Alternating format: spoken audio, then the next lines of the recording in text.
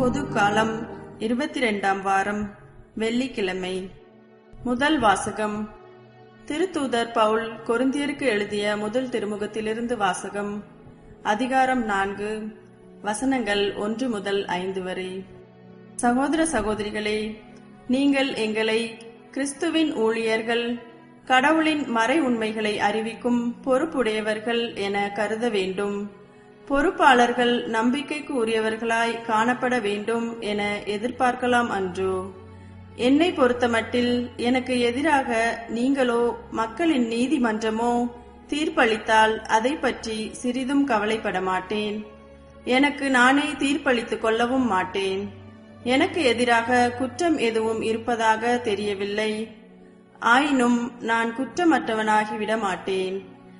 எனக்கு தீர்ப்பு வழங்குபவர் ஆண்டவர் ஒருவரே. எனவே குறித்த காலம் வரும் முன், அதாவது ஆண்டவரின் வருகைக்கு முன், யாருக்கும் தீர்ப்பளிக்க வேண்டாம். அவரே இருளில் மறைந்திருப்பவற்றை வெட்ட வெளிச்சமாக்குவார், உள்ளங்களின் நோக்கங்களையும் வெளிப்படுத்துவார்.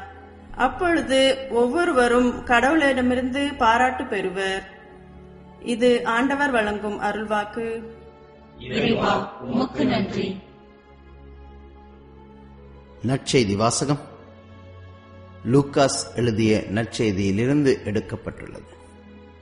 அதிகாரம் 5, வசனங்கள் 33 தொடக்கம் 39 வரை.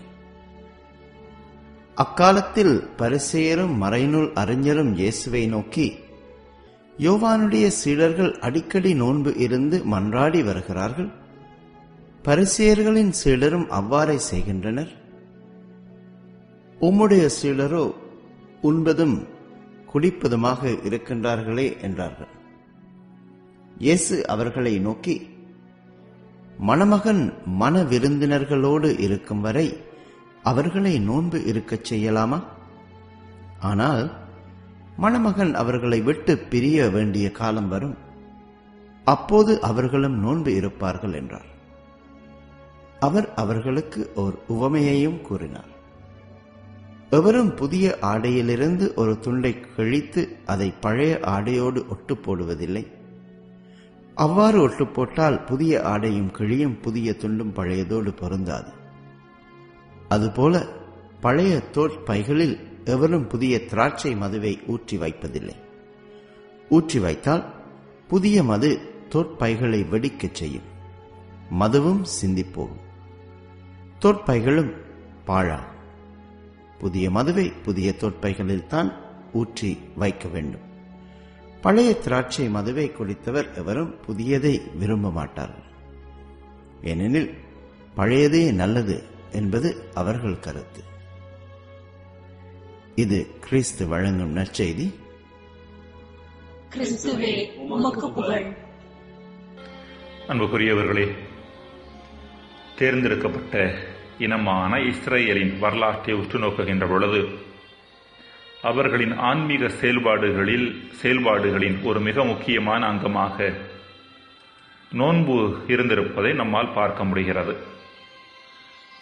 இவ்வாறு நோன்பு இருப்பது பல்வேறு காரணங்களுக்காக என்பதையும் நம்மால் பார்க்க முடிகின்றது.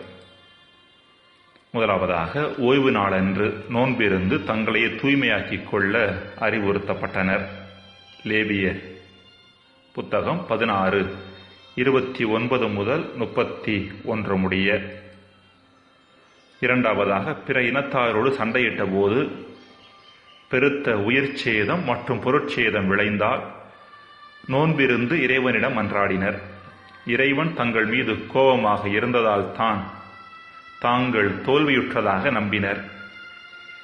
எனவே நோன்பிருந்து எரிபலிகளையும் நல்லுறவு பலிகளையும் செலுத்தி இறைவனோடு உள்ள உறவை சரி செய்ய முனைந்தனர். நீதித்தலைவர்கள் 20:25 முதல் 27 முடிய. மூன்றாவதாக, இறந்தவர்களுக்காக நோன்பு இருக்கின்ற பழக்கம் அவர்களிடையே இருந்ததையும் நம்மால் பார்க்க முடிகின்றது. சவுல் இறந்த பின்பு அவருக்காக யாபேசு நகர மக்கள் 7 நாட்கள் நோன்பு இருந்ததை 1 சாமுவேல் 31:13 வாசிக்கிறோம். மேலும் ஒட்டுமொத்த இஸ்ரேல் மக்களும் சவுல் மற்றும் அவரது மகன் யோனத்தான் ஆகியோரது இறப்பை நினைத்து நோன்பு இருந்து துக்கம் கொண்டாடினர். 2 சாமுவேல் 1:12.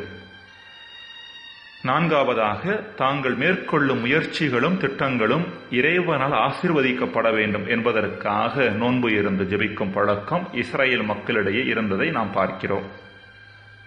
பாபிலோனியாவில் அடிமைப்பட்டு கிடந்த இனம் எருசலேமுக்கு மீண்டும் செல்ல அனுமதிக்கப்பட்ட பொழுது நோன்பு இருந்து ஜெபித்த பின்பே தங்களது பயண திட்டத்தை மேற்கொண்டனர்.